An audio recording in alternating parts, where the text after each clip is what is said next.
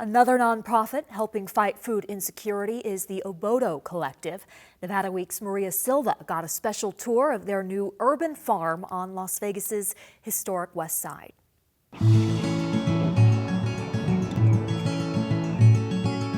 A little birdie told me that I grow the best arugula. Chef and master gardener Cheyenne Kyle is definitely growing some of the best and tastiest arugula in town. This is going to taste very different from what you get in grocery stores.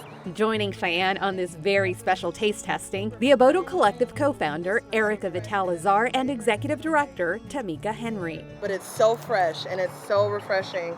And then, oh my God. The Obodo Collective's vibrant and bountiful urban farm, plus all of the other services they offer, already making a difference in the historic West Side. This location was chosen because this area, it lacked a lot of things. Access to fresh produce, grocery stores. We really focus on multi-generations to get them out of poverty.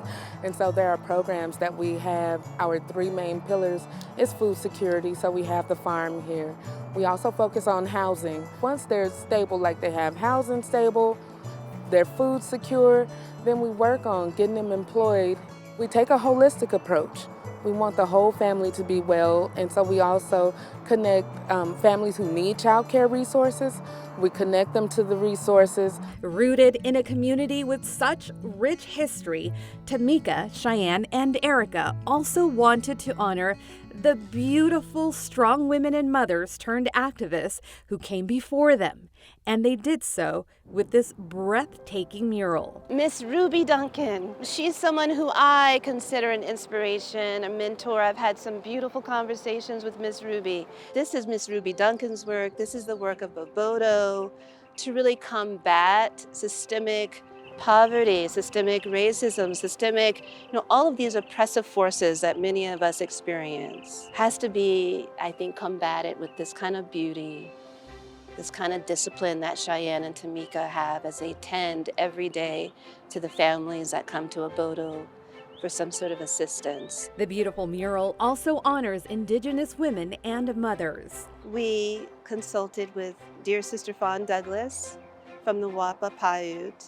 In conversation with Fawn, we really understood that it was not one tribe that we're honoring, not one Indigenous visage that we're honoring, but a collective. So this is our sister looking into the work, looking into the future, honoring the past, honoring what's to come. This masterpiece, a collaborative effort involving talented local artists. Deron Boyd, Malachi Williams. The actual color of her face is called something ruby. Every color that's in her is in her, just kind of the opposite.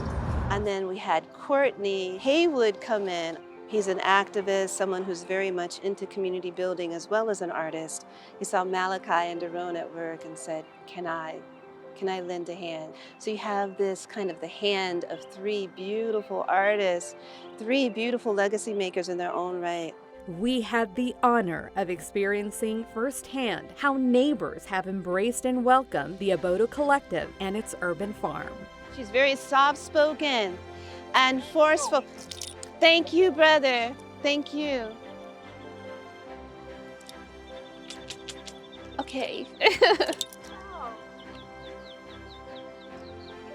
That thank you is everything that we really dreamed of and envisioned, because we've all been in these spaces. I was not born of the West Side, but I'm from a West Side.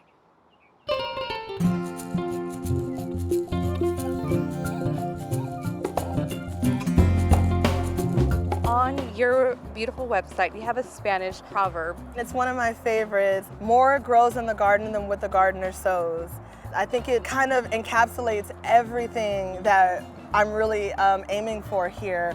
It's about growing friendships, growing communities, growing connections, growing in love, growing in gratitude. So I have some collards, I have bunches of dill, I have some kale. We got a lovely ladybug here. Right here.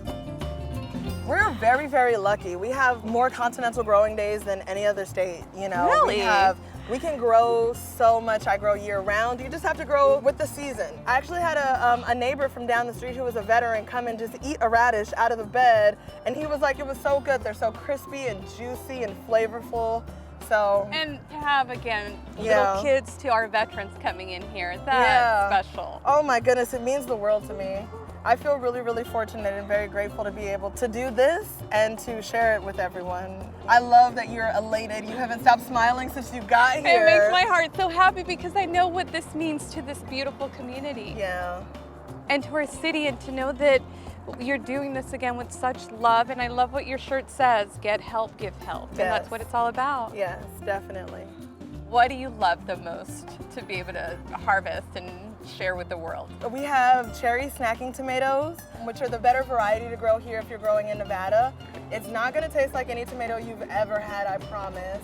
Right off the vine, fresh from the farm. It's so juicy too. And again, I can't eat by myself, so buen provecho.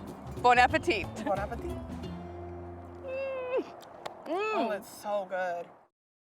Oh, we love the stories that our Maria Silva brings us as well. Thank you to her. The farm is open to the public, and every Sunday morning you can pick your own fresh produce for a small fee. The farm is also planning other community events, like just a few weeks ago, to celebrate the unveiling of that beautiful mural Maria showed us in the story. The farm held a special screening of the documentary Storming Caesar's Palace, a film inspired by the life of activist Ruby Duncan. You can watch that documentary by visiting our website, vegaspbs.org, and that is also where you can see any of the other resources that we have discussed here on Nevada Week.